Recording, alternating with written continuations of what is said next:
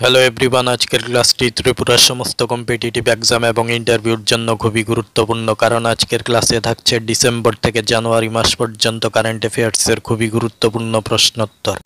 তাই ক্লাসটি অবশ্যই প্রথম থেকে শেষ পর্যন্ত দেখুন আর চ্যানেলটি সাবস্ক্রাইব এবং জয়েন করুন। ত্রিপুরা কারেন্ট অ্যাফেয়ার্সের আজকের ক্লাসটির প্রথম গুরুত্বপূর্ণ প্রশ্নটি হল 2024 সালে কততম আগরতলা বইমেলা অনুষ্ঠিত হবে? উত্তর, 2024 সালে 42তম আগরতলা বইমেলা অনুষ্ঠিত হবে। 42তম আগরতলা বইমেলা কখন শুরু হবে? উত্তর, 21 ফেব্রুয়ারি 42তম আগরতলা বইমেলা শুরু হবে। 18তম আন্তর্জাতিক সরস মেলা কোথায় অনুষ্ঠিত হয়? উত্তর, হাপানিয়ার আন্তর্জাতিক মেলা প্রাঙ্গণে 18তম আন্তর্জাতিক সরস মেলা অনুষ্ঠিত হয়।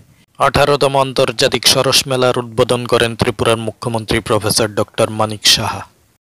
2020 থেকে 21 সনের জাতীয় যুব পুরস্কারের জন্য ত্রিপুরা থেকে কে মনোনীত হয়েছেন? উত্তর, সম্রাট বসাক ত্রিপুরা থেকে জাতীয় যুব পুরস্কারের জন্য মনোনীত হয়েছেন। ত্রিপুরার রাজ্যপাল ইন্দ্রসেনা রেড্ডি নাল্লু সম্প্রতি ত্রিপুরার কোন পর্যটন কেন্দ্র সফরে গিয়েছিলেন? উত্তর, ত্রিপুরার রাজ্যপাল ইন্দ্রসেনা রেড্ডি নাল্লু সম্প্রতি ছবিমুড়া পর্যটন কেন্দ্রের সফরে গিয়েছিলেন। আগরতলার প্রজ্ঞা ভবনে জাতীয় দন্ত চিকিৎসক দিবস উদযাপন ও 22তম বার্ষিক দন্ত সম্মেলনের উদ্বোধন কে করেন?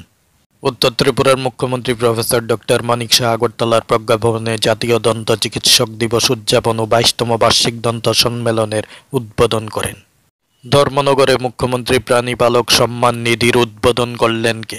উত্তর, প্রাণী সম্পদ বিকাশ দপ্তরের মন্ত্রী সুধাংশু দাস মুখ্যমন্ত্রী প্রাণী পালক সম্মান নিধির উদ্বোধন করলেন।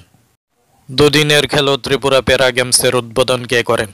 উত্তর, মুখ্যমন্ত্রী প্রফেসর ডক্টর মানিক সাহা দুদিনের খেলো ত্রিপুরা প্যারা গেমসের উদ্বোধন করেন।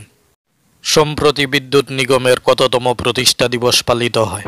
উত্তর, 20তম প্রতিষ্ঠা দিবস পালিত হয়। 2024 সালে সুমিত্রাকর তরুণ লেখক সম্মান কে পাচ্ছেন?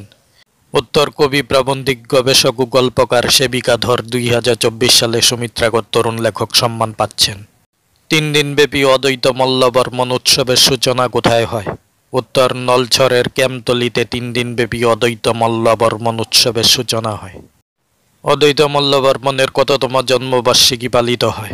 উত্তর, অদ্বৈত মল্লবর্মণের 110তম জন্মবার্ষিকী পালিত হয়।